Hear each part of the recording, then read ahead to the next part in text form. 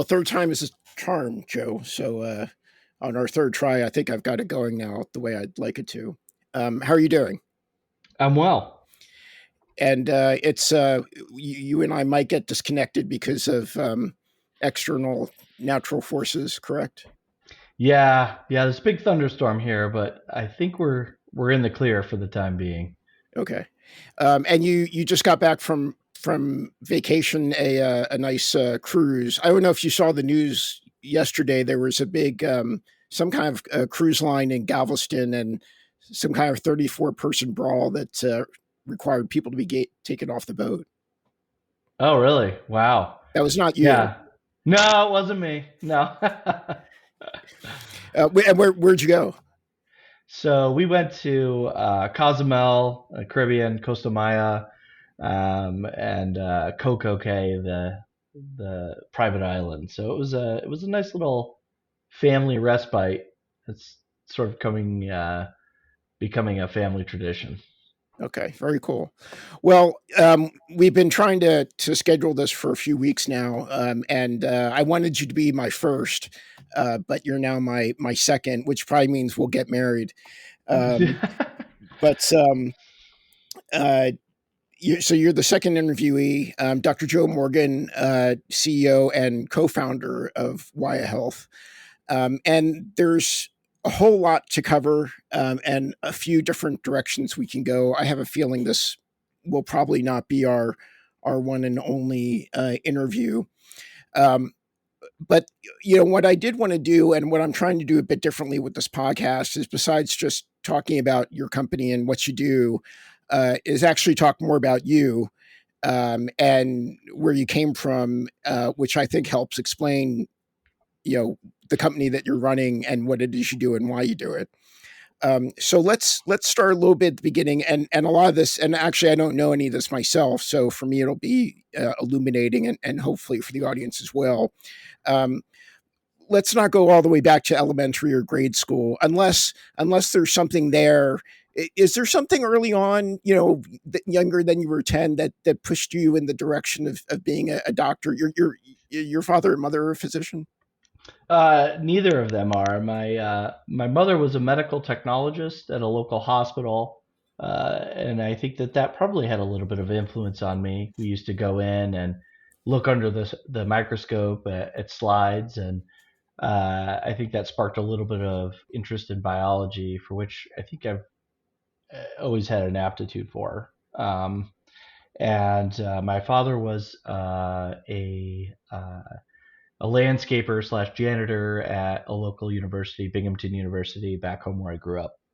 Okay, I thought the custodial worker was the correct. Yeah, you noticed like a kind of a half second pause there. I was trying to think of the the proper nomenclature, but yeah, no, he did. His main gig there was the athletic fields. He drove the big, John Deere level lawnmower to do all that stuff, and he had a side gig with his own sort of landscape service that my brother and I occasionally helped out with.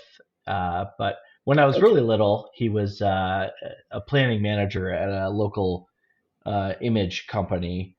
They made industrial film, and like many of the sort of industries within upstate New York at the time, they just had a complete failure to modernize. I guess closely related to Kodak, or Yeah, so Eastman Kodak is from Rochester, and that's where my wife is from. And I think they had a very similar story, but this was called Anatech Image Corporation, and they made industrial film. And my dad tells a story about how Fujifilm came out with a digital camera, and the brass essentially, per his story, essentially said, that'll never catch on, and I think the rest is history. I think they were probably having the same conversation about AI as well about 20, 30 years ago. Yeah, right. So where in upstate did you grow up? Near Rochester, Binghamton. So Binghamton. it's Okay, yeah, Binghamton, Ithaca area. So is that it's is that north of Albany or south? south. So it's the South. southern Okay, tier. you know, precisely where I grew up is the long axis of Pennsylvania. You know how it's a straight line. Yeah. If you go about 5 miles north of there, about in the middle of the state, that's where I grew up. Okay. So humble beginnings. It sounds like you no silver spoon. Zero silver spoon. Yeah, no, no. Not even bronze. Yeah, no. But we're, my brother and I were very lucky. We had two great parents who really cared about us, and the four of us in a little single floor, approximately 1,000 square foot house. But we had everything we needed. Okay. And was your father hoping you and your brother would take over the landscaping business? I don't know about that. Probably not. Okay. Right. So going back to my original question, is there something early on, maybe before you got to college that drove created your interest in medicine and healthcare? Yeah, I think fundamentally it was that aptitude I had in biology when I was in, I think it was seventh grade. At the conclusion of that year, I was approached to skip a grade in Huh. several different subjects, and biology and math and were the two main ones. And Did you um, skip a grade? well, yeah, I did in those subjects. It Oh, was okay. a Okay. yeah, and so that basically created a chain reaction where I was able to ultimately get a lot of college credit out of the way before I even started undergrad. So that was a nice little, All right. bonus. Okay. And so it sounds like you graduated high school, probably near top of your class or with honors of some sort. And when you started looking at schools, I mean, did you yet have an idea of what you wanted to go into upon graduating high school? Yeah. So, quick funny story about class rank. So my best friend in high school was the valedictorian, and he was. I don't think there was any catching him. He was very bright and did his homework and did all the things he needed to do. But he was also a lot brighter than me. But my other friend and I were kind of neck and neck for second and third, and it's just a hilarious story that I recall when I was a junior. I had this conversation with my high school principal, who basically told me in so many words that, Joe, if you get salutatorian, I'm still not letting you talk at graduation. so, So I do you want to elucidate on that? well, I mean, I think um, uh, I've, I'm definitely not somebody who one can easily attach a label to. It's really hard. I mean, I certainly have aspects of a polymath about me that I'm interested in a lot of different things. But I also I like to have fun, and I think certainly back in high school, youthful foolishness was certainly a integral component of my life. So I think that's essentially where that came from. But Okay. No, yeah, no jail time in high school. no jail time in high school, but yeah, Okay. no, a lot of fun, and upstate New York was a great place to grow up because it was particularly where I grew up because in the course of 10 miles, Binghamton, which is the city just north of the town that I grew up in, literally a couple miles away, is very rough. I mean, it's a rough inner city. It's the first reasonable sized city outside of New York City, if you head in sort of a western direction. And the next concentric circle outside of that is a very thin rim of suburbs, and then the next concentric circle outside of that is straight up rural. So Ooh. as the bird flies 5 or 10 miles in some cases, you go from a dense inner city urban environment through suburbs into very rural. So I got exposed to a cross section of, I think, the greater country, having the chance to grow up where I did. I did have I had a short 2 week high school experience. I think it was between my junior and senior year at Alfred University Yeah. in Rochester, and it was like a summer thing for if you thought you wanted to go into engineering, and it was a fun time. I remember it, fondly.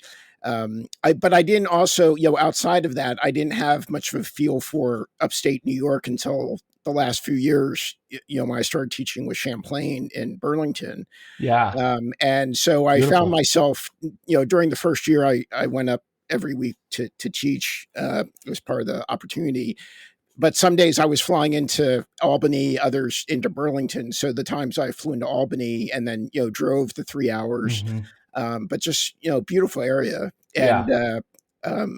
yeah, I mean, I can see why people like that area. I think, I guess, quite a bit different once you get to, well, New York State's a pretty large state, and Buffalo from Albany from Rochester, I would imagine, are very different cultural cities. Yeah, no, you're right, and it's funny in that I went to undergrad at Clemson, and we can get into that in a second, but that's in South Carolina, and it seemed for some time, no matter what I told people about New York State being a state, no matter what I said, in their mind it was I grew up in Manhattan, Right, and right. so Well, I guess I um, guess that's a big cultural change. I mean, that's pretty far. That's below the Mason Dixon line. that is, yeah, yeah. And I don't know. So I guess what early '90s, mid '90s for undergrad. No, 2001 I graduated high school and started Oh man, undergrad. now I Yeah. feel old. Um, uh, so it was after, actually after the dot com. So you actually didn't live through the dot Yes. com era. Yeah, no. Well, yeah, I did. I mean, and I think to answer your question from a couple minutes ago, I think I still have a strong aptitude in biology, but I've always been interested in technology, um, and my interest in technology perhaps started uh, at a summer camp program, that this is elementary school, where I was invited. I think there was one kid from each school that was elected by the teachers or whatever to go, and it was a summer camp put on by IBM. A little Okay. trivia about the greater Binghamton area is that IBM was actually founded there in Endicott, New York. There's nothing left there of IBM. They kind of got out of Dodge, but when I was little, Binghamton was one of the best places to raise a family. There was just an extremely high concentration of, between there, the university, and the hospital, scientists, engineers, and so forth. And so um, I went to that summer camp, and that really sparked my interest in technology, and was always the sort of kid who would take things apart and get in trouble for taking things apart. And then in the latter half of middle school into high school, I had jobs and stuff, but one of the things I did to make money was build computers for people and sell them. And so that was a nice little So way. you were an early Michael Dell, Mark Cuban. That's right. Yeah, I guess you could say that. But yeah, no, it was you know, gas was 95 cents back in the day. I And so remember when yeah. I remember gas was $1 a gallon. Yeah. And if Trump has his way, it will be again in 6 months. But I won't hold my breath. Yeah, I won't complain either if it goes down No, I low. wouldn't complain. Yeah. And so I so thinking, you mentioned IBM kind of being founded in Binghamton. I guess I didn't really realize that because they have large campuses here in the DC area, and um, Right. some that are smaller though. But I guess there isn't quite the technology manufacturing in upstate New York that there once was, and Right. That's Kodak was a right. huge one. Yep. I guess Corning is still up there. Corning is still there in the town of Corning. And they were contrast them with Anatech, the image company I mentioned previously. Corning was actually quick to move to fiber optic because they're a glass company, Yeah. and they've done a lot of pioneering in the fiber optic space, and they've been doing that for 3 or 4 decades now at this point, and they're still around. And yeah, upstate New York has a lot of uh, tech origins. Of course, there was the obligatory mass exodus to either Palo Alto or Raleigh. Most of the stuff just by. I've never heard Palo Alto and Raleigh mentioned in the same sentence normally. Oh, really? Yeah. Well, I mean, I was just about to say it's most of it was to Raleigh from the upstate New York area because of I think probably the geographical proximity. But I distinctly remember a time where a lot of people we knew, friends or whoever, were moving to North Carolina, which is of course where I now live. But and that was because their dad was a IBM engineer or whatever, and it happened, you know, swiftly. It was Well, over which the also course. now explains why Lenovo has such a large presence in Raleigh and now has Right. their name on the stadium. I didn't know that. Oh yeah, well yeah, actually from the where the Canes played last night, it's called Lenovo Stadium. Okay. So you made the decision. What was the decision to go to Clemson? Yeah. So when I was a I mean, junior, nothing wrong with Clemson. Not, I didn't mean it in a derogatory fashion. oh no, I didn't take it as such. It was I wouldn't change it for the world. And it was pure serendipity why I went there. When I took my SATs, one of the things like after you're done or whatever, you could bubble in, schools that you want to automatically send the scores to or whatever. And so, Clemson was one of them. I kind of did not want to stay around. Cornell's right there in town. Binghamton Right. University, which is a great school, is right there in town. Both great schools, but I did not want to be within a few hours of home. I I wanted to mean, get but out of Dodge. was there a program at Clemson you were interested in, or was there some other connection to Clemson? Yeah, so I'll tell you. So I filled out, I bubbled it in on my SATs, and at some point later, weeks or months later, you take your SATs when you're a junior typically, or at least from what I recall. And I got a letter in the mail. It said you're accepted on the outside. So I said, okay. So I thought, well, maybe I should apply here. On the envelope, it told you were accepted. On the outside, yes. That's quite unusual. I Yeah, and they were really at that point. They were really making a strong effort to recruit, people with some sort of academic accomplishment, and so I thought, well, given that I had a certain amount of money that my parents saved for me, it wasn't a ton, and I wanted to obviously not come out of college with a bunch of debt, so I applied. Given that letter, it just basically said, your acceptance is provisional upon your application.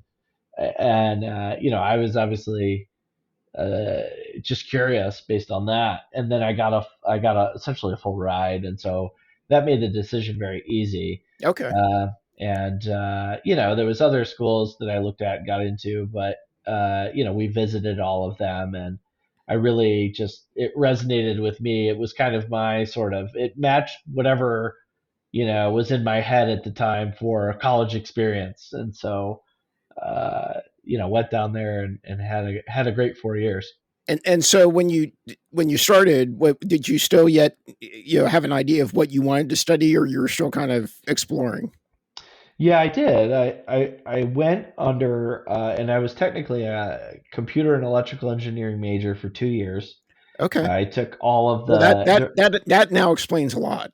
yeah, yeah. So I mean, I took all of I didn't get into like hardcore engineering per se, but I got all of the the calc and the physics and all of the sort of freshman level courses and some of the second year level courses. And at some point during my sophomore year, I changed to finance because I thought finance was just more number one, it was easier. I think at that time in my life, I was really looking to run around and have fun. So And can I share? Can I do a brief segue and share a short sure, story please. that Yeah, made me think about that? Like, and you have one son, correct? correct. And how old is he? He is now 10. 10. Okay. So I'm not. And what grade is he in? He is in fourth. In fourth. Okay. Perfect. This is fantastic. Um, so this is for all the parents out there, of which I'm not a parent, only of a parent of a cat. My wife and I. But something that's it unfortunately it affected my my GPA for college for my entire 4 years. So when I was in the third grade, I did not know, and I don't think my parents knew, or anyone in any kind of orbit near me knew that if you're not in the advanced math class in third grade, you are not on track to take calculus your senior year of high school. Hmm. And so both my brothers, older, about 10 years older, did engineering, and I grew up around that, and them pulling stuff apart from backs of Radio Shacks, and that whole 9 yards. And so I knew I wanted to try to go into engineering. Um, Sorry, excuse me. And but by the time I got to around like 10th or 11th grade, and then I started to realize, well, wait a minute, I'm not going to take calculus because I didn't start in the advanced math class when I was in third grade. And so when I ended up actually, I was taking trigonometry as a senior. I decided I took advanced physics, uh, even though I was supposed to be in calculus at the same time, and I wasn't. Um, and I struggled through it. And then when I got to freshman year at Villanova, and I was engineering undergrad, freshman year first semester, you take physics one and calc one, and they teach it unfortunately in the manner that they already believe that you've had calculus already Mm-hmm. from high school. And so I got creamed pretty hard my first semester freshman year. Probably for most would have probably should have major when I changed majors. But and it did affect my GPA for the entire 4 years. I never completely recovered from it. Um, but so yeah, so I don't know what aspirations your son has. I'm not saying you need to push him or anything. I'm just saying, as for any parent who knew. So Right. if you're a tiger mom, they actually, if you're a tiger mom, you probably already know that. So anyway, Yeah, I I mean, digress. well, I mean, I think it's funny in that last point you made about kids. I was told this, you know, from the first couple of days after my son was born, and it's so true. They have their own agenda, and You mean even a both. day one? Well, yeah, I mean, they decide at what time they're going to cry, what time you're going to need a new diaper. I mean, you don't decide that, right? And so, both literally and figuratively, they have their own agenda. And, Right. my son is very into, and it's just his natural, I guess, predisposition, but he loves to code. He uses his favorite thing in the whole world probably is the Scratch app, and he's been coding I don't know what the probably. scratch app is. Well, it is a wonderful web-based application that was built by MIT probably over a decade ago now, and it basically is drag and drop type interface, but really you're moving components into a sort of work area, um, but you're coding. Okay. It's a graphical user interface to you know carry out different coding tasks. And Got so, it. yeah, and he's been doing that for a while. And I never pushed him in that direction. I showed it to him once, and that was it. So, I mean, I um, can't even imagine it's well. I mean, I don't want to get off topic so much, but just in terms of what some kids grow up with and what some kids don't grow up with, and how a whole generation is influenced for good and for bad from social media platforms, yes, of which I'm an early proponent, and participant of. And now I'm also contemplating, and we'll get into this more later, but how AI is going to you know affect his life. What I mean, I right. can't even predict what school or education even looks like for him or anybody 5 years from now at the moment. Yeah, I mean it's both. I think it's liberating in many ways, in that um, if if somebody doesn't want to shell out $1 zillion to go to college, which I mean I have my opinions on, I guess, higher education and what I appreciate certainly in some university circles as price gouging. Um, you now have this option of the world's best professor slash tutor, who is insanely patient and meets you where you're at in terms of level, and then can move you forward. That's incredibly liberating. I think that is, I tend to be an optimist, certainly with technology. Otherwise, I wouldn't be doing what I'm doing.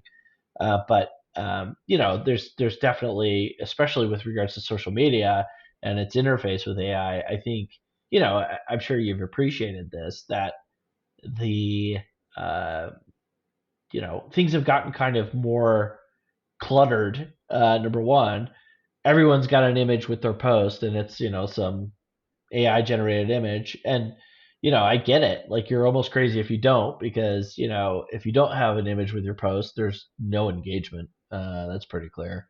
And everyone all of a sudden is Bill Shakespeare on the writing department, and so it's just like and so I think it's pro con. The question is, and I think this is a very sort of profound thing, is that ultimately is it a shot in the foot of social media? In other words, yeah, everyone's kind of going through and scrolling, but no one's reading anything, because no one's writing it either.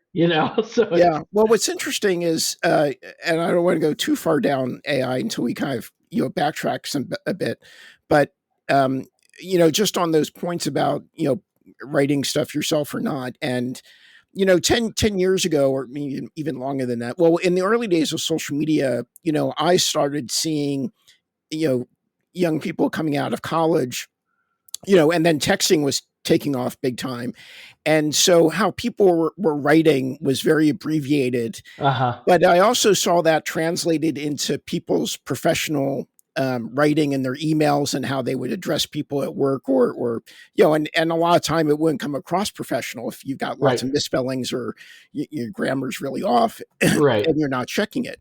Lazy shortcuts So and so forth. yeah, but Yeah. now you have AI that can clean it all up for you. Right. So there is, I think, I mean, there is real concern. I do wonder whether you know with the advent of AI, particularly, I mean, maybe for any subject, but just starting with reading and writing. Well, reading, well, no, I mean, the AI could read it out to you if you wanted to, but there is going to be, I'm a concern. There's a whole generation that's going to lose the art of just spelling and grammar. Yeah, and I think even more deeply, it's synthesis, right? Coming up with your sort of uh, thesis for something, right? As opposed to a sort of half-cooked, broken sentence that you feed to a language model, and it asks you questions, and you say yes or no or whatever, and what comes out is very eloquent and beautiful and blah blah blah, but it's also, you know, it's there's something where the concern is basically lack of complete thoughts by humans, and I think that's um, the jury's still out, obviously, but that's, I guess, a potential negative. I think the other side of this coin is that uh, throughout history, uh, when whenever something new like this has come out, you can see similar sentiments about this new thing, going to destroy X, Y, or Z, and maybe it did, or maybe it didn't. But in almost all cases, it wasn't the sort of beginning of a snowball effect for de-evolving our intelligence. I think we're kind of plateaued right now, frankly, for the past 2 or 3 decades. But I think it's pretty palpable right now that you know um, AI is something that is a species changing technology, and uh, there's going to be all sorts of profound effects. By the way, it's very interesting too. Some of these more recent models, and this is a short digression, but uh, now run like 1-bit model run like on an old laptop. And so fundamentally, what that means is that, we could have had similar technology 20 years ago. Obviously, it took today's technology to, sort of brute force, I guess, Chat GPT 3.5, to get it, because that was the thing that really kind of broke the door open. But I've been working with machine learning, computer vision, and AI deeply since probably about 2017, 2018, and it's uh, it's really crazy to think about that this could have been around back then. I mean, who knows where we would be as a species today if instead of Windows 95 it was Chat GPT. Well, Um, yeah. Well, even though back in '95, though, and maybe a little bit before, or maybe you remember this, maybe in high school. But I mean, there was, Dragon dictation was that's probably right. one of the earliest, and commercial, uses of AI. Um, and I don't, it never kind of got to, saturation commercial success, but it did have its niche market. So Right. let's come back. So back to Clemson, 2 years undergrad engineering, computer engineering, and then what happened? Yeah, so I mean, I kind of realized, I mean, first of all, I mean, the classes were not easy. I did well, but the classes were not easy. And, I definitely, I like to have fun. And so um, it was partially out of interest. I like economics, and finance was something that had a heavy economics component, at least at the business school there at the time. And I really just didn't want I mean, there really wasn't a solid reason other than I didn't want to work as hard at the time, which is not like me at all, really. And that sort of mid 20s, you You, know you went you went to take full advantage of the college experience at Clemson. yeah, I mean it's a combination of laziness, wanting to go out and have fun, and very short-sighted thinking. Although, frankly, I'm glad, because I don't think I would have ended up as an engineer. I have some engineer like tendencies, that you know this, that I'm technical. I'm technically savvy and all of that, but I'm not an engineer by any stretch of the imagination, and I'm pretty sure I would be ostracized off the island if I was trying to live in that camp. Well, And yeah, I'm not sure about that necessarily. And what I realized, I didn't kind of appreciate it until maybe 5 or 6 years out of being out of college, was that there was kind of because I actually graduated kind of hating engineering, and and most of my skills were computer uh, involved anyway, just from growing up on that stuff and doing that when I was young as well. But I didn't appreciate the problem solving skills that the 4 years of engineering kind of did innately kind of help instill. And I didn't appreciate that so much until I was working with other professionals and kind of seeing the way they attack problems, or just in a logical kind of sense. So and everything I've seen so far, and working with you, is you're a pretty logical thinker, and problem solver. So I don't think I don't think you have to worry about that group. Not I'm not speaking for all the engineers of the world, just myself and Yeah, I those I guess know what in the I space. yeah, I appreciate that. I think what I'm really getting at when I say that is that I definitely have a creative side, and I am okay with being flexible. I don't think uh, I have the rigor, but I don't have the rigidity.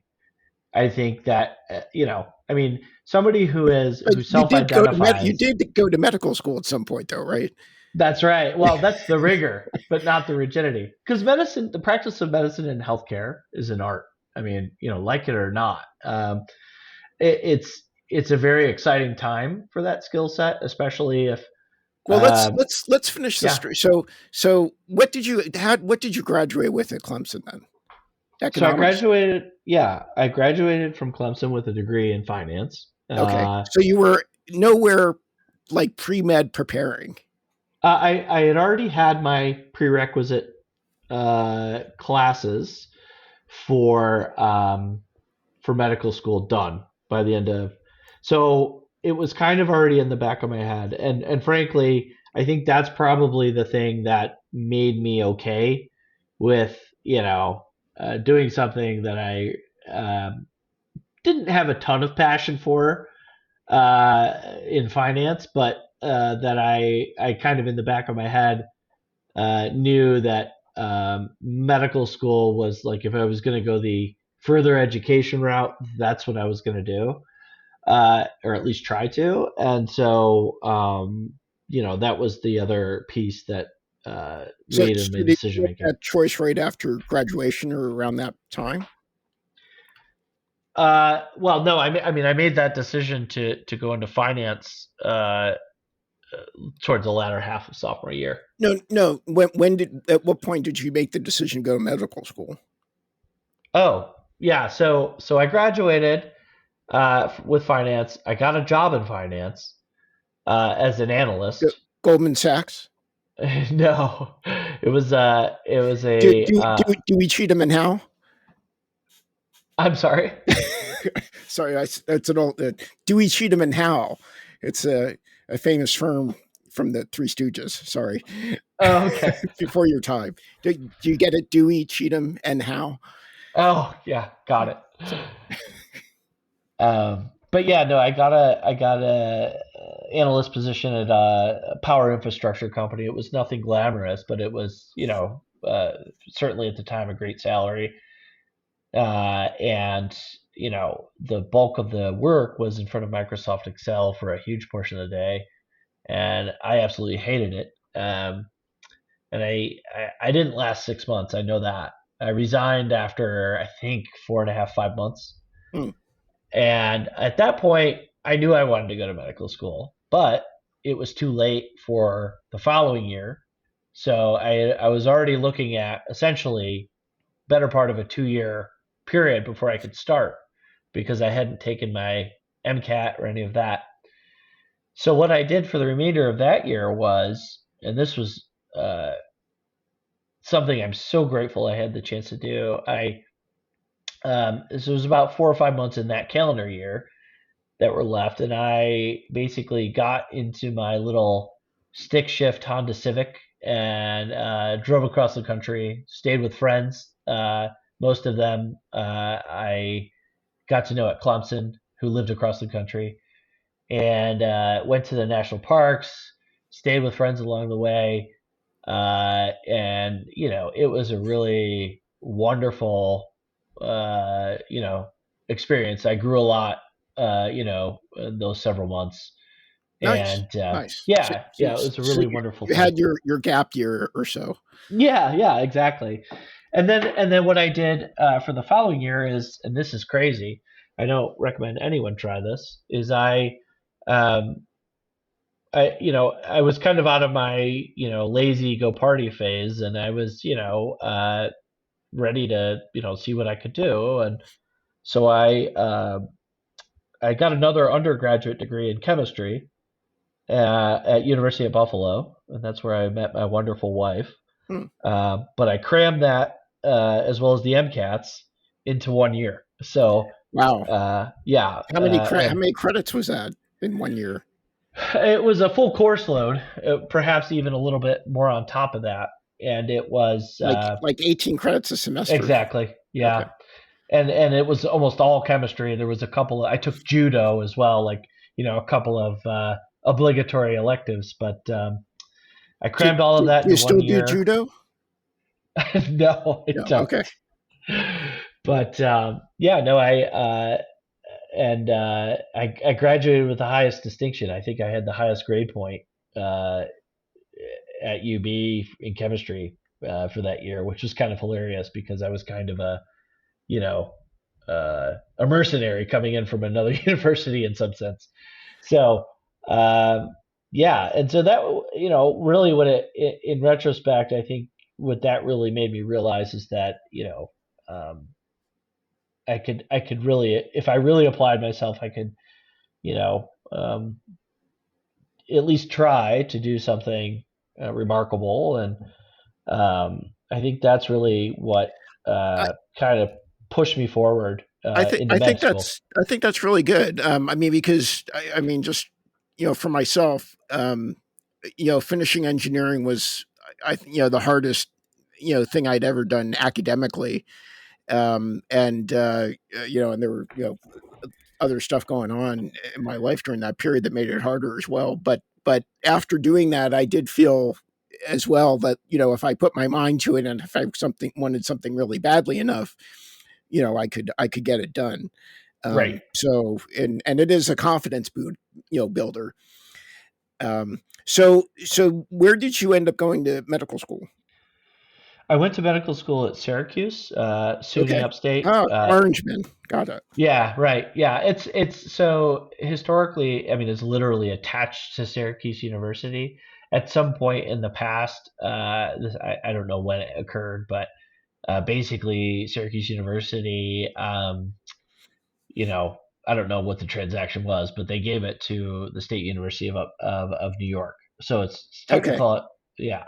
And so So reasonably affordable. yeah, no, it was a screaming deal. And the places I get in for medical school, it wasn't even there wasn't much thinking that went into that. It was a total no brainer. And actually, that's where I met the co-founder of Waya Health, Rahul Patel, who you know. Okay. And he went on to become an emergency medicine physician, and I went on to become an anesthesiologist. So 5 years medical school. How many?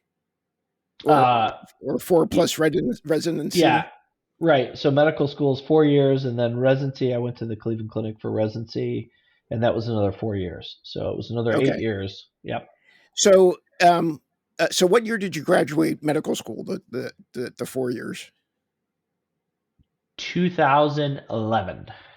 2011. So after the financial crash. Yes. So you Yeah. didn't have to live through that so much. Yeah. So that was an interesting time. We had just, I think it was toward I don't know, when it was really all like, there was a couple of weeks there where it was hitting the fan. And I remember distinctly And did you get uh, married during this time or not till after medical school? after medical school. Okay. And, this is very typical for people that go into medicine is you have these stupidly narrow periods of time where you have to cram in all of life's events. So when I finished medical school, um, between medical school and residency, moving to Cleveland, I graduated medical school. This is a 2 week period of time. I graduated medical school, got married, closed on a new house and started a new job in 2 weeks. So, that's like, that's the sort of thing that's relatively common for people that are in medicine because, the alternative is, and I think they've gotten a little bit better about this, but certainly, uh, back then, a decade and a half ago, it was, almost 2 decades now, I guess, um, was, you can, like, your only option is to basically like punt out your graduation by a semester. Like that's the best you could have done. So like no one was showing up late. You know what I mean? And they're and they still are very competitive spots, and so no one wants to lose their spot and this and that. So yeah, that was a fun couple of weeks for sure. Okay, so picking up again where we left off. So during a 2 week period, you graduated, you got married, you closed on a house, all in Cleveland, I'm guessing. Yep. And so when you started at did you had you already decided on anesthesiology when you got to Cleveland, or was that a little bit later? Yeah. No, you have to pretty much guess. I mean, you have to decide before you apply to residency. So, So that wasn't. what made you decide on anesthesiology? Yeah, so it was partially due to, you kind of have your short list that you make in medical school. And that list is, some of it's serendipity. Who did you shadow with? Then, you liked somebody who was a mentor and you thought that what they did was cool. Or maybe it was the actual clinical work, or at least what little slice you could appreciate as a medical student. And For me, it was a little bit of that, but it was also knowing where my sort of subject matter interests were, and I had a strong interest in physiology. I still do, um, and uh, and neurophysiology, and pharmacology, and really. I did not want to be ultra focused on one organ system, and so that and then there's other aspects that So are so kind of like, focusing on the brain would have been just too isolating. I think so for me, yeah, yeah, because I think I really I look at the body. The brain is you, right, and um, if and this is actually a little sort of pearl for anyone who's listening. Uh, uh, that can really help center your thinking on biology and physiology in general is that if you, and I'm not saying that this is the fact and reality, but it certainly gets you to a lot of right answers. And that's, if you think about the body as, you know something that is meant to provide the brain with inputs and outputs, and energy and waste removal, then you're probably going to get a lot of right answers if you can sort of uh, synthesize that bigger picture, because that's really how it works, and it goes all the way down to uh, you know autocrine hormones and uh, you know um, biochemicals and mediators and things. Everything is uh, meant to provide the brain with inputs and outputs, provide the brain with energy, essentially support the brain's life. Um, and that was something that was very fascinating to me. And so I really didn't want to, be a neurologist. Although I do obviously have a strong interest in neuroscience and in neurophysiology, um, and I think it's been really fun over the past few years seeing correlates, let's just say, of essentially neuroanatomical substructures like um, Broca's area of the brain and have some sort of, and I'm speaking very loosely here, but some sort of machine learning, artificial intelligence correlate. In that case, text to speech, you know, and where Nikki's area, speech to text, or let's just say natural language processing for perhaps to be a Well, little bit more accurate. I'm still trying to wrap my head around understanding how the LLMs are designed as neural networks, and that similarity to designed as far as neural networks within the brain. I'm still grasping with that a little bit. Right, right. It's a mind blowing thing. I mean, uh, I had a basic understanding of nets. What's even more mind blowing in my as far as AI is concerned is that so many of the researchers and the ones that are building the systems don't have a clear understanding how they work. And for me, having being a engineer and coming from early programming days of basic and Pascal and things like Right. that, you understood exactly what the code was doing and so forth. So I'm still even struggling just to understand, well, how can you not understand what it's doing or how it's working and getting to these answers? And that is just a fascinating space at the moment. Yeah. I mean, there's a fuzzy nature to it. It's like the difference between, or, kind of relates to deterministic systems or stochastic systems and things like that. And, things that are, precise calculations versus things that are probabilities. It's, same thing can be said for, uh, a computer chip that is like a bunch of logic gates versus a quantum chip, right? It's just they're just kind of different realms, and it's really turning so many things on their head. I think even some of these sort of legacy ways of thinking about science in general. There was a saying I distinctly remember when I was in residency. Of course, I always had ideas and things that I was trying to put forward and get people to champion for projects and things.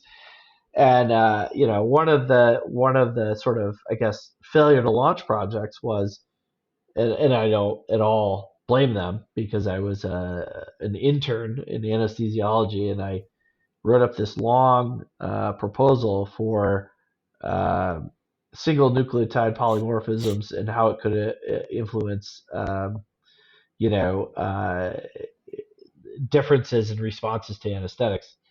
And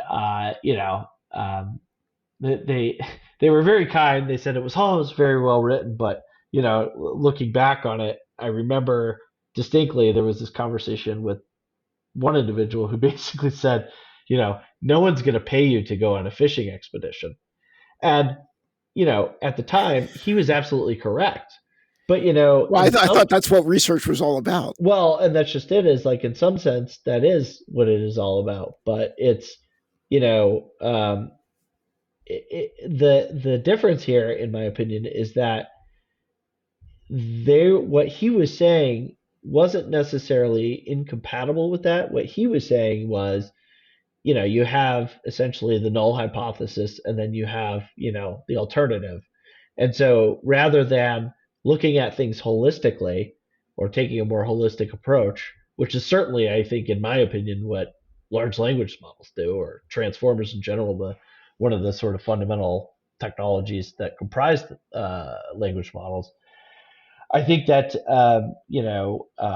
the way of thinking about it certainly then was not holistic. It was move the science forward one notch, uh, and that's certainly true today. But in the sense that the way to get there, was to take something that was very complex, and rather than looking at things holistically, it was look at just this one single nucleotide polymorphism, and the alternative hypothesis is a change in this SNP is going to cause some different response in anesthetics. And that, of course, I think that way of thinking, certainly in with regards to biology and omics, if you will, I think kind of got blown out of the water and stomped on, several years ago with AlphaFold and essentially Right. sequencing the human proteome in a weekend, right? So it's like, I Well, mean, let me ask you one quick thing, and then let's come back to Cleveland Clinic in terms of your timeline. Um, there's been a few blog posts coming out from some of the larger talking heads in the AI community. Some from you know uh, nuanced by some of the founders of some of the AI companies that that disease is going to be solved because of AI in 10 years. Um, I don't know if you've heard some of these things or come across them as well, but just off the cuff, I mean, do you and from what you've learned working in AI in the time that you have and where we are at this moment, do you feel like those are hyperbole statements and just more smoke that's the same thing we heard 10 years ago and 20 years before that, or do you see that this as a very very possible outcome because of the power that the systems have and are gaining? yeah. And so, that, and I think that's what's different this time around. I mean, is that, is it possible? I think even just that alone, right? That it's technically possible to start to be able to, uh, contemplate grandiose things like that. Is something, and I do, I think it's within the realm of possibility. Let's put it that way.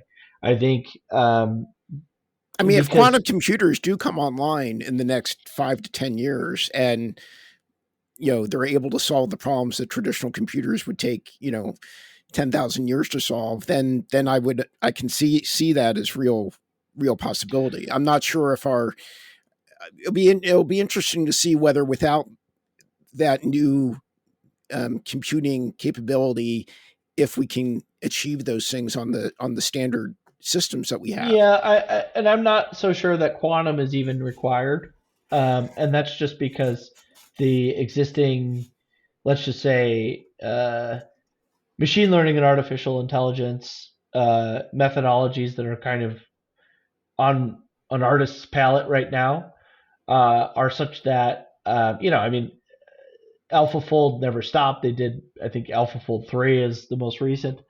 And, each time it comes out, it's like, we're looking at isomers, and we're looking at, variations, and we're looking at its interaction with everything else, and so on and so forth. I do think ultimately would something like quantum computing accelerate that timeline? I think absolutely.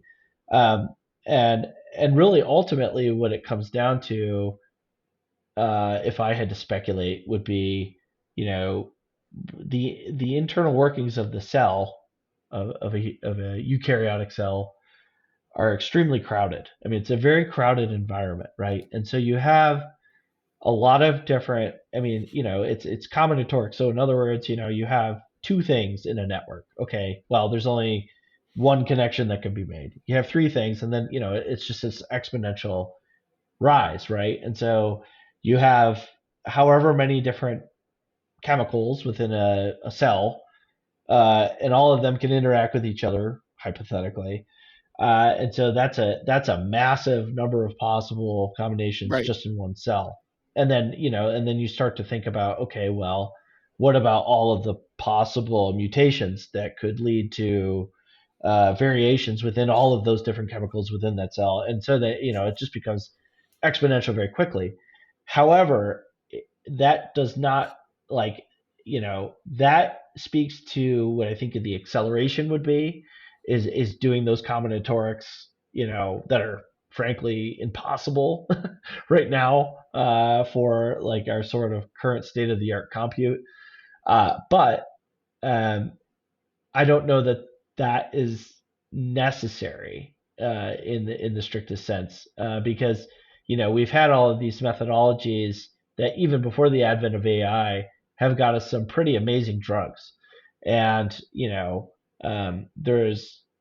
there's a lot of really elegant things that people do to essentially uh, do something akin to dimensionality reduction. In other words, you're not, this 99 point whatever percent of things just don't matter. So we're going to focus on these things.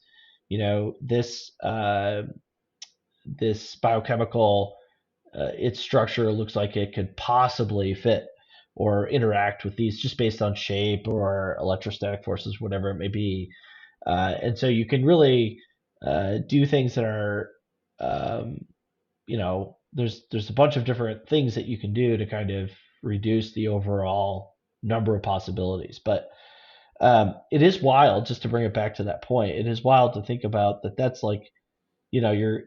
I don't think that you're a quack this day and age to if someone came out and said, and like you said, these are people that are well respected voices saying this. It's not, somebody on 4 a.m. infomercials saying this. And so I tend to agree. I think it is possible. It's a very exciting time. Um, I think fundamentally, though, the biggest sort of fork in the road will be is, you know, will AI lead to abundance for everyone, or will it be, essentially, Well, more garbage? you know, that's a whole separate discussion. So right? let's table that one for now. Yeah, absolutely. Let's go back to your residency at Cleveland Clinic, and when after you graduated medical school, did you have the itching to start a company? I mean, is that something you'd always thought about growing up, or other times running a business, Yeah. or is it something that? And I mean, I think Cleveland Clinic, by itself has a very entrepreneurial spirit, so I wouldn't be surprised if that kind of instilled quite a bit of Oh, itself while you were there. yeah, that pumped gas into it for sure. I mean, I had always been. I mean, my first entrepreneur offer was in elementary school. My friend and I made a video game cheat code book. So it was a Okay, book with all the cheat codes in it. For like, what system was this for it was mainly? like, like Super Nintendo, Nintendo, Sega. Sega was the main thing. Sega Genesis was the Sega main. Genesis. Okay, Yeah, I've had every system. So yeah. And I think we sold like 5 or 6 copies, but it was a fun thing. We made anything that's off of about it. on track with you. Actually, I think that's better than the book at the moment. No, sorry. But yeah, so then that was my first. But then, I mean, honestly, where it really kind of the light bulb really went off is when I was building computers and selling them in high school, because at the time I could build a great computer. Everyone was winning. The person buying it was getting a much better computer than what they would pay for. I was making $500 or something. It probably took me, What a per couple of. machine? Yeah. And You got to so remember you these. didn't see the opportunity to scale that up. I don't think I was thinking like that. And honestly, I That's a good markup. yeah, no, exactly. And I mean, and again, this is the time of gas was about $1, and so it was like, everything a 16 year Also old for a guy could product that's want. commoditized. Right. Right. But, So you so were really pulling the wool over people's eyes and jacking the price up on them. I don't know. In my opinion, they were great computers. I mean, the thing was, you got to remember, in all seriousness, late '90s computers were expensive. Good ones were. I Yeah, mean, you could yeah, get, yeah, 2500 I think would be average then. right, and at the time you could buy the components for 1,500 Yeah, and sell it, for two, that's true. and it's That's so true. there was enough wiggle room there Oh for man, a kid to. do I miss the computer shopper? Yeah. You ever I mean that was like the tomb in the Bible of being able to find components and cheap PCs and everything. Yeah, there's a couple of There's a little. newspaper kind of large format. I don't know if you remember it, but Yeah, okay, got it. No, I was thinking of a couple of different websites I used to use back in the day to find this was components. actually a printed product Yeah. at the time. Yeah, So wild. But yeah, so at the Cleveland Clinic, you're absolutely right. I mean, it's an innovative spirit that's definitely deeply wired in their DNA there, and it's quite contagious. I mean, for anyone who has a predisposition, um, because there's they actually have a program where even an attending physician there, if they want to come up with some IP and submit a patent, etc. They will actually, or at least at the time I was there, I'm sure they're probably continuing it. It's a great program. They would pay for all of those fees, which are not trivial, and then market it for you, and Oh yeah. they would Yeah, I mean they they've would got I think they have their own VC venture arm at this point. So yeah, they do. Yeah, no, they did it when I was there as well, and they would give the inventors 40% of the hmm, bounty, that's pretty essentially, good. which is enormous. I mean, most places, it's thank you very much, and you're lucky to get anything. So that it actually really creates an atmosphere where people are constantly thinking about, like, how can we make this better? How can we fix this problem in procedures? What is a good device to handle this problem, etc. And so it's really cool. And actually, while I was there, I invented a device for the collection and destruction of controlled substance waste.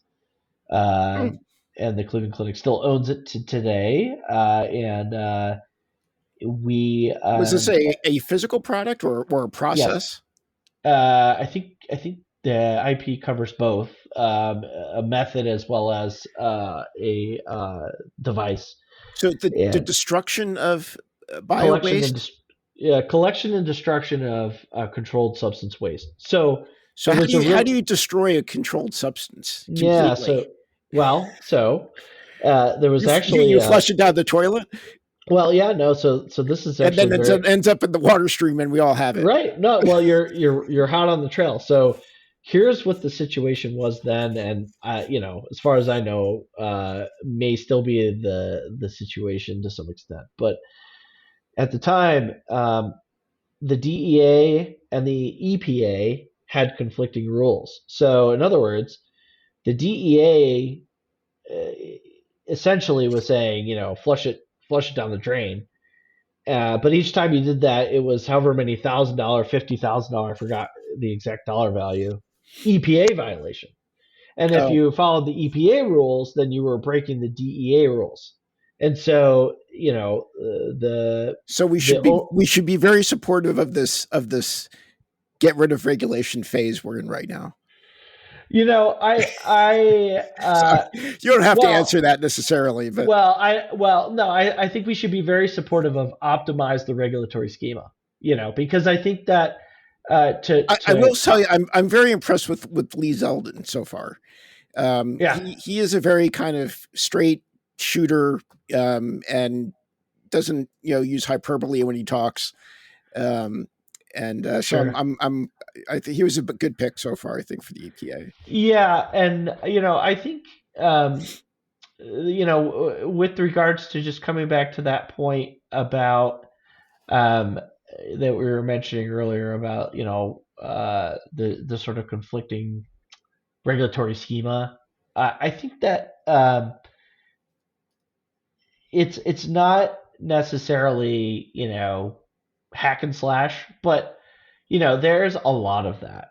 So and that's actually a great uh, model for business ideas is because there's a lot of problems buried in conflicting regulations, and so um, Well, that was the a path genesis. I didn't, a direction I didn't want to go down this conversation. Maybe we'll save it for another time. But when you were talking about the well, how we've created some amazing drugs to date, based on Yes. prior research, but Well, I and think most of those is correct me if I'm wrong, but probably a 20-25 year cycle before they got to market. right, right. Well, and that puts a bookmark on our earlier point about whatever eradicating all disease and so on and so forth.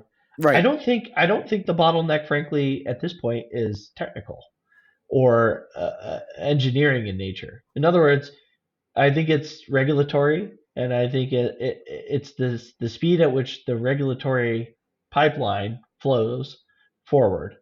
And I'm not at all suggesting. I mean, I think that regulatory bodies, FDA being one great example, have a fantastic mission. They keep people safe. There's a lot of great work that these folks do, and they frankly are operating within the constraints put forward by Congress and so forth, or the executive branch. But I will say that I think that the biggest constraint on that your hypothetical question about will we can we, or do you think that that's possible for eradicating disease in whatever you said, 15 years or 20 years. um, I think that it's more of a question of the sort of throughput of the regulatory uh, pipeline Well, more than anything let's else. not try to solve that today. No, but I just wanted to bookmark that maybe we can get because RFK on the next call. yeah, but I mean, I think I just wanted to But bookmark it is that a real because I think issue. I this is mean, yeah, and yeah, right, let's not. We could go down that path, but let's delay it for now. So okay, so take me through. Did you start Waya Health while you were in residency, or you finished residency and then there was a decision point? yeah. So the work with the device to collect Oh, to right. collect and So destroy. you built that while you were at Cleveland, Yeah. and they didn't give you 40%. No, me and the co-inventor, have some claim to ownership to it. What happened was there was at the same time there was another device, and for any listeners that are in healthcare, you probably know what the Cactus Smart Sync is, but that's a big publicly traded company called Stericycle.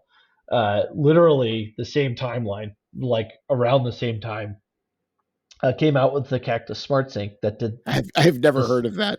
the same thing, and you know they are that's where you squirt your controlled substance waste or pills or whatever, Okay. and they're pretty ubiquitous now. And ultimately, the story there is that great IP, a great product, a great use case, a need, a real problem that you're solving. But it was housed in a multi-specialty practice model healthcare innovation unit, and it was competing against something that was a publicly traded company that was making haste to market. And so, um, So did you know, your thing came out at the same time as this company had already gone public? approximately, well, Stericycle has been a publicly traded company for a long time. Okay. So they had this, they were already a well-established company with well-established, clients with well-established, let's just say, distribution channels and so forth. And so, I mean, it was, it didn't matter that we were solving a problem much cheaper, that it was a real problem, and there was only a couple of, you know, Yet potential solutions at the Cleveland time. Clinic is still using your solution today. They're not using it. No, Oh, they never okay. used it. It lives in IP.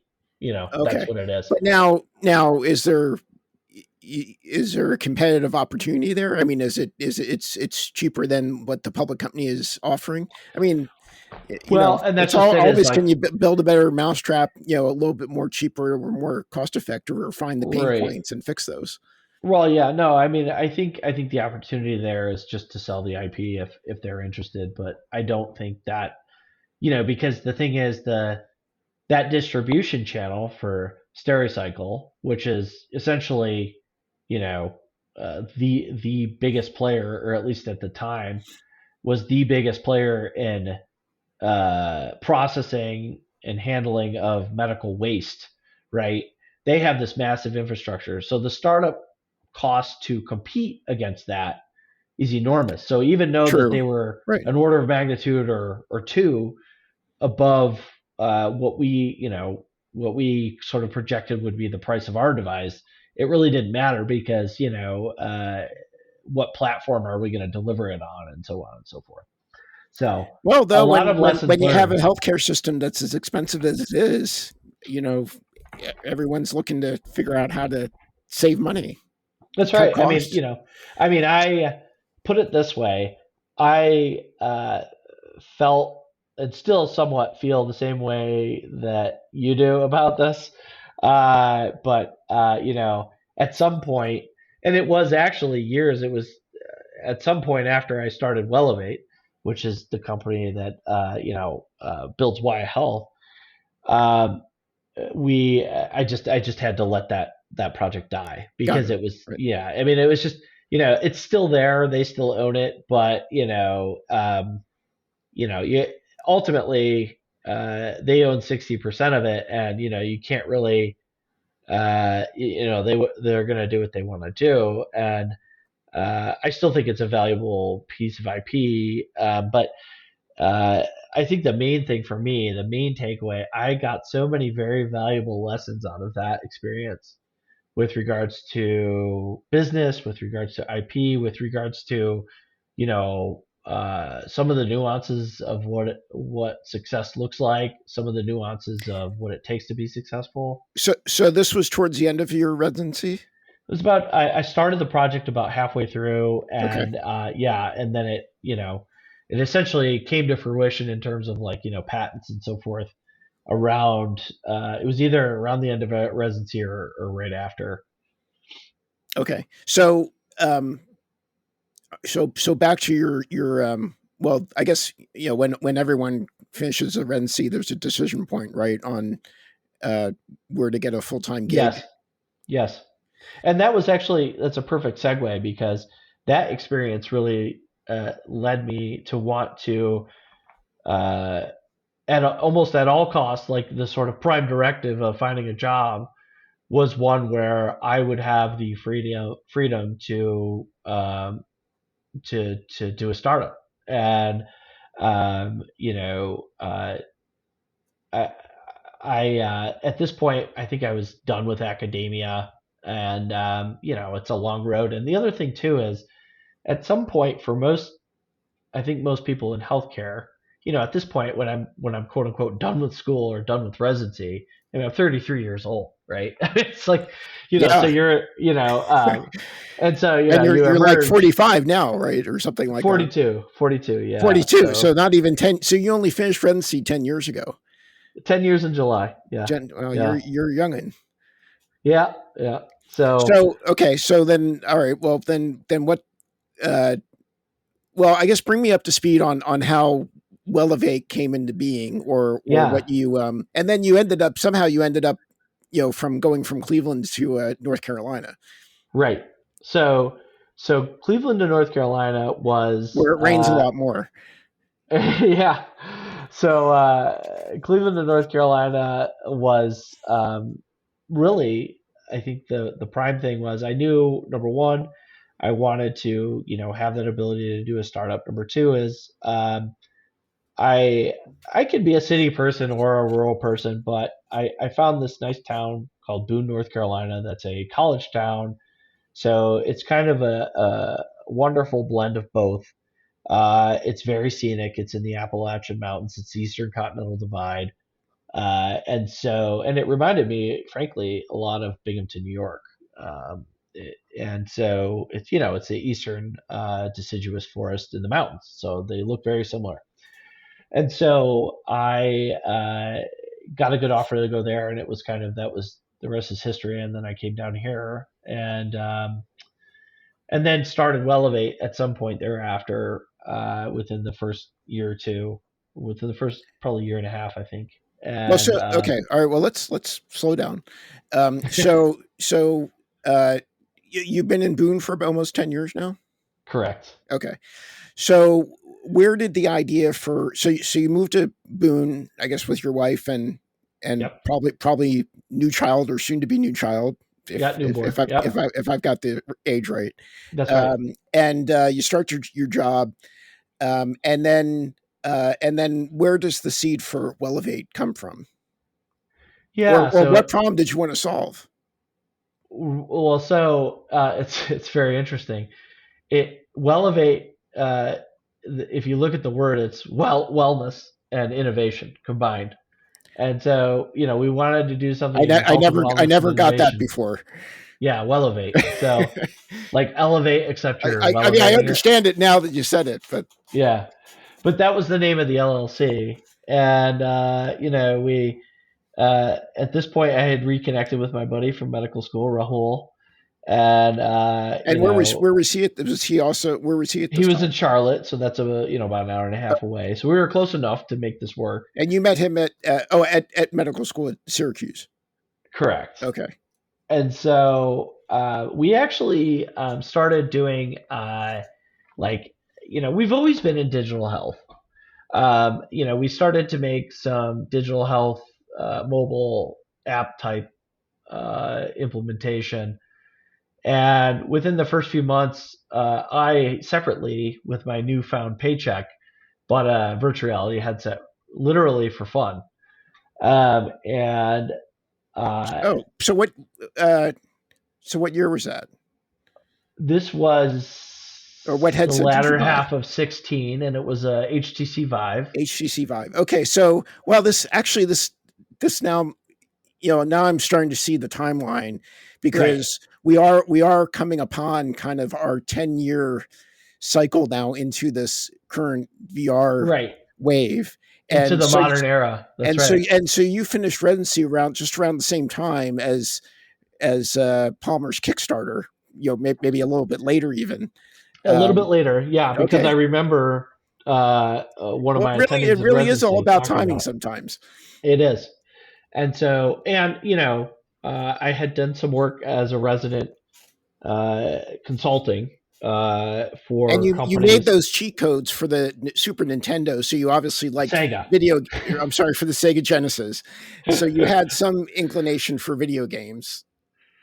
Yeah, so I've never been a huge gamer. That's the funny Okay, thing. you just wanted to create the cheat codes.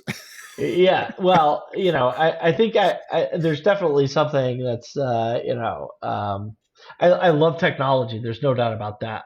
But that it doesn't, for me, it's not, I like to play a game for like a few minutes and then I'm like, whatever. My brother, oppositely, he would sit down and still does this day. He'll play, and solve a game, right? I'm not Okay, that sort of person. And so I grew up playing team sports, soccer. I was, so let me I this is sorry, didn't not to cut you off, but so what was when you bought the HTC Vive? yeah, Had you tried VR before that headset? no. Okay. Did you when your first experience with it, was it at home or did you like try it in the store or something? So the first experience was at home, and I realized after I spent, you remember how clunky things were that in that day. Uh, Share with me what the first thing you either played or tried was on the Vive, if you can sure. remember. Well, yeah. I mean, Because this all these were ties together. these are the lighthouses. You had to get Yeah, tripods. that's There's a right. whole setup. Oh yeah, It's yeah, all yeah. wired. Yep, yep. So this all ties together. So bear with me on this. So Well, because I the want to share a first similar story. It's all about me. That's where I'm going with this. so my first experience with VR was the HTC Vive setup experience. And let me tell you, to your point, you just kind of hit the nail on the head. I think I banged my head against the wall for about 4 hours trying to get it to work. Well, lo and behold, I realized my computer sucked at the time. Like I didn't have a Oh, graphic that's right. And then card you that need a was and you need right. a running machine. Right. Okay. So then for the modest price of like 2,500 extra dollars, I got a computer eventually. So there was like this weird several month gap where I had a Vive. With a graphics card, with a needed graphics card that now has changed the entire world of computing. Right. That's right. That's exactly right. It's the same Well, thing. okay, It's yeah. so once you did get so you got the new PC and you got the setup. What can you still Yep. tell me what the first thing you played was or Yeah, tried? so I can tell you what the thing was that I think the very first thing I did was it came with the vibe. It was like Forgotten Realms or something like that, and Okay. that turned the light on in terms of like the medium being really cool. Well, let But me it was let me stop you there just for a second because I want to see sure, if you agree with me on this idea or not. The HTC Vive was my first experience as well. In 2016, I was trying out somebody else's a small startup company. Actually, they're still working in the space, and they were doing early development stuff. And they gave me my first experience, and it was Space Pirate. yeah. Eh, Well, there you go. Well, yeah.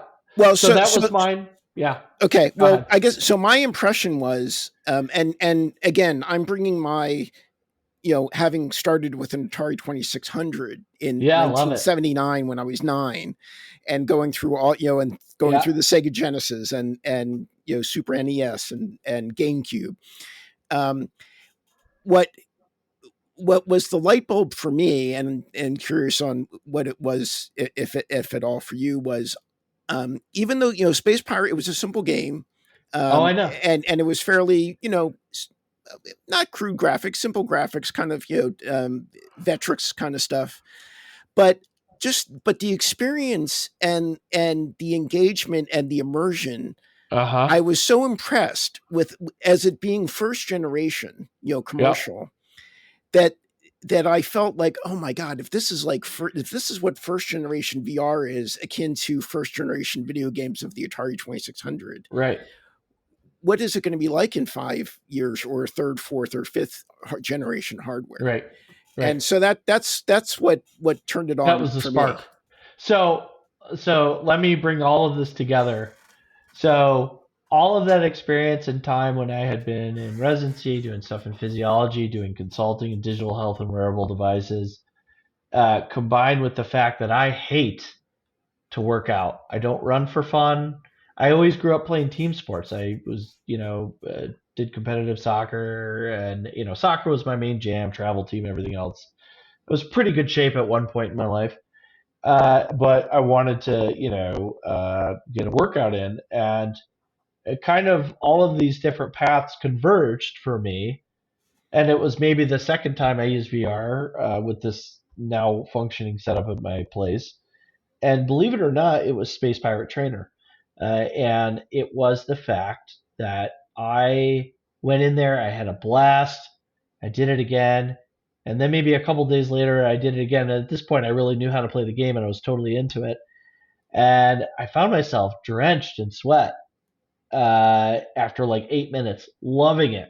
And then that was the light bulb moment for me, and because I had known from all of this work I had done in the digital health and wearable devices space that there was this massive engagement problem. People would purchase a Fitbit, or their employer would buy a Pebble for them or whatever, and the device would go in the sock drawer within 6 weeks and it would never come out.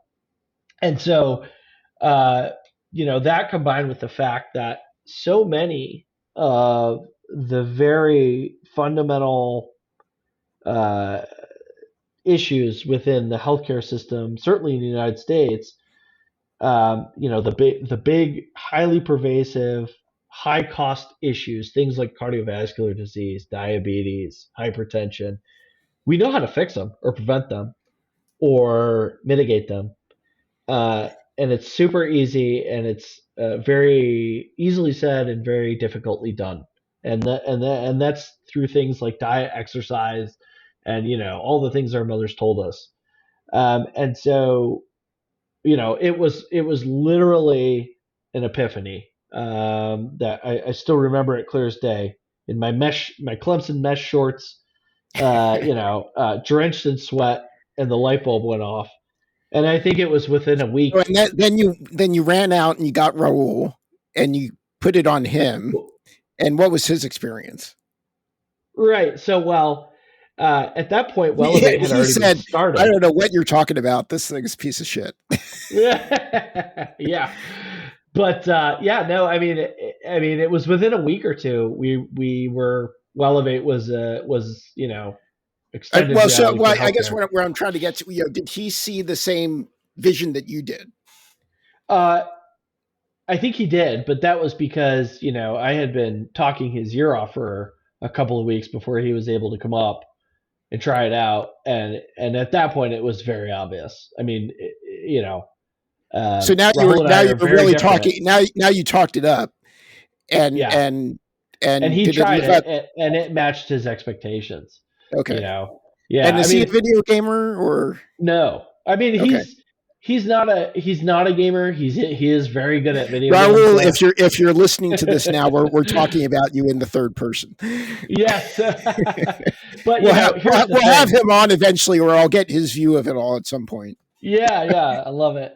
But if he and I agree on something like out of the gates, usually it's right because we're very, very different people. And there's definitely a yin and yang element to our relationship, and it's actually worked out really well.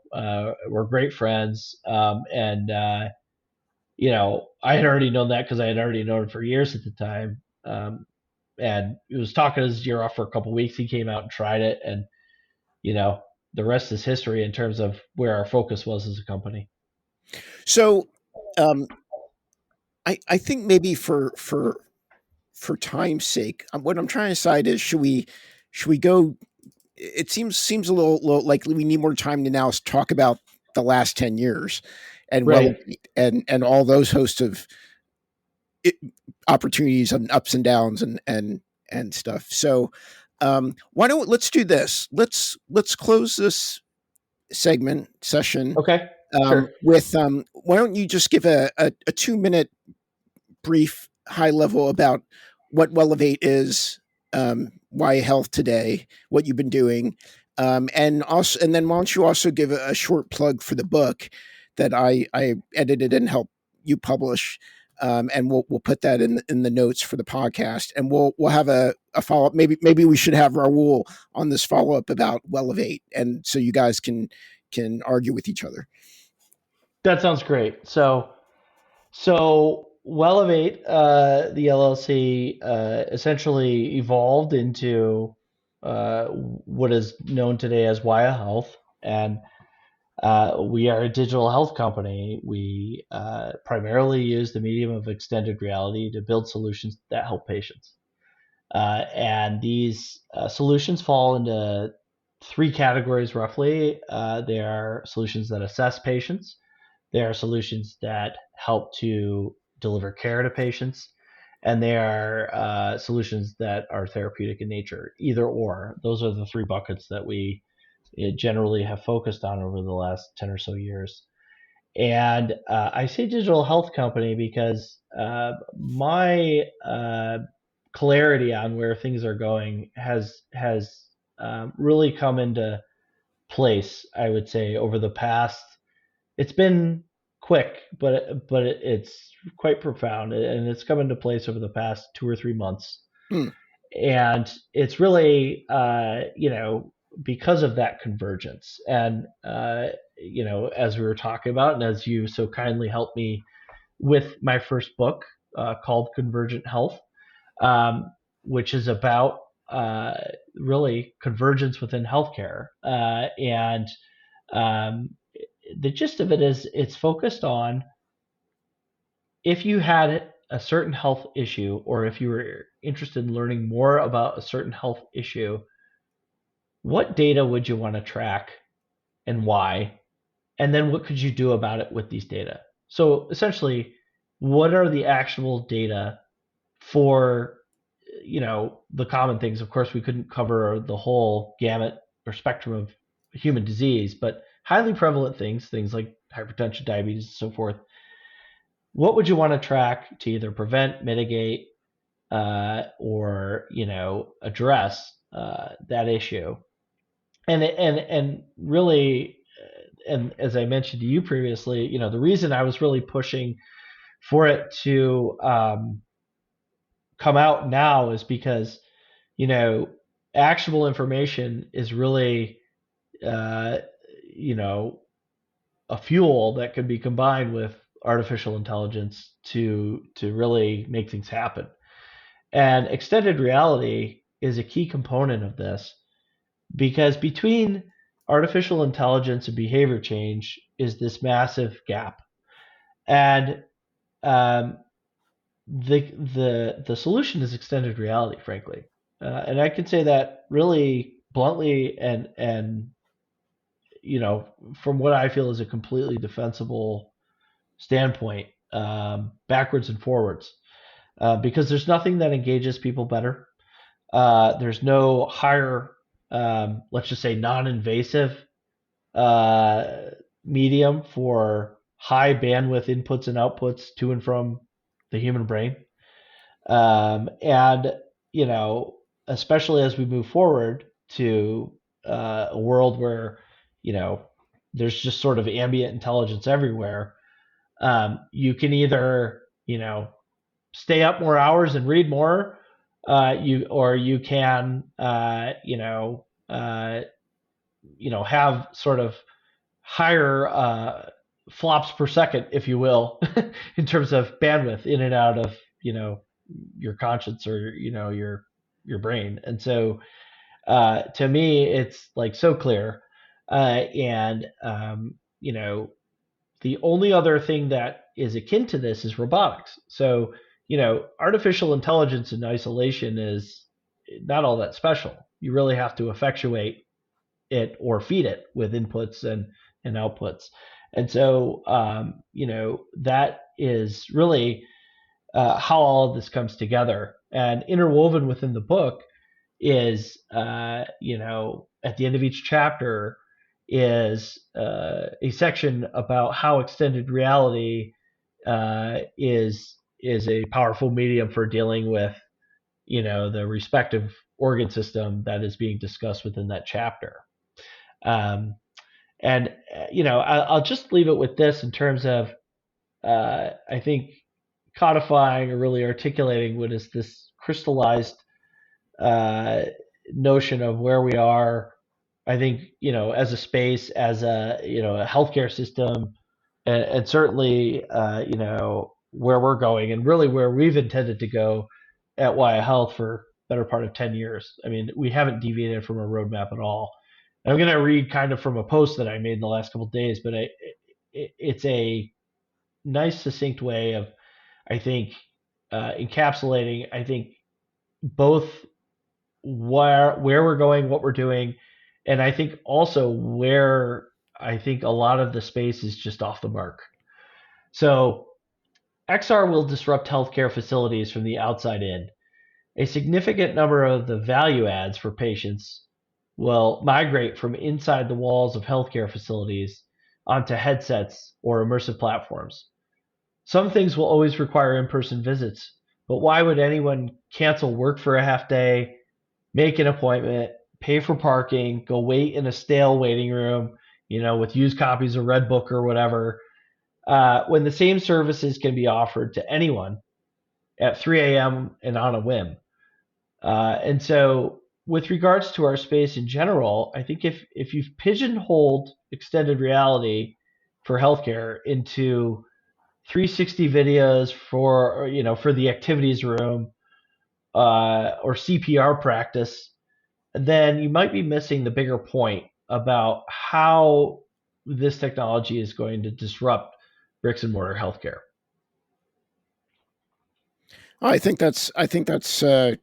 I think that's a great way to end. I mean, I'm happy to hear your excitement still, for the space and the opportunity with VR.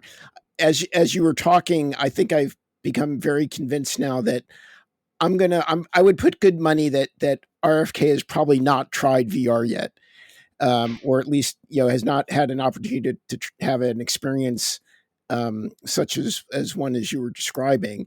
The other thing that's and we'll save this for another conversation, but I'm now, I mean, where I was very bullish and excited to see him brought on. I'm and now that it's, I guess yesterday or today was the 100th day of the administration. I don't know what he's doing. I don't, I haven't, I don't see all except for the, he's getting the colored dyes out of our food system, which you can't argue with, and that's a good thing. But Yeah. I don't know what he's been doing the last 100 days, and if there's some grand vision or plan that we're waiting for and is going to come out. But I'm getting concerned that there's not any direction or where he's taking everything. Maybe I'm wrong. I hope I am, but uh, but there's an opportunity not to be squandered. Whether he's qualified or not is a whole different discussion. But sometimes an outsider, with or without experience, is a great way to shake things up and take fresh look at things. But with that, Joe, I want to thank you for actually helping me fulfill the goal of this podcast, which is what I wanted to achieve. And because very frankly, I would say probably 95% of what we discussed today, I had never known about you before. And it's very telling, and just like it actually, a lot of pieces and timing and things make sense now. I wouldn't have had that without this discussion and without understanding a little bit more about your background, where you came from, and how you got to where you are today. But I do think that all those things are important in order to be able to have a next conversation on where you go, with whatever it is people do next. You do have to understand, I think, people's backgrounds and interests and what makes them tick. And so you helped me achieve that with this second episode today, and I appreciate it. And you're helping me set a good standard for what I hope I can continue. Um, thanks for My making. pleasure. Yeah, thank you. Thanks for making time today. We will, we'll get something on the books with Raul, and I think we'll have a separate story about Wellevate by itself. Though maybe I have to do a whole separate background on Raul now. Um, but Sounds good. Yeah, you should definitely do it. so thank you again, and thank you, listeners. And we look forward to your feedback, and we'll see you next time.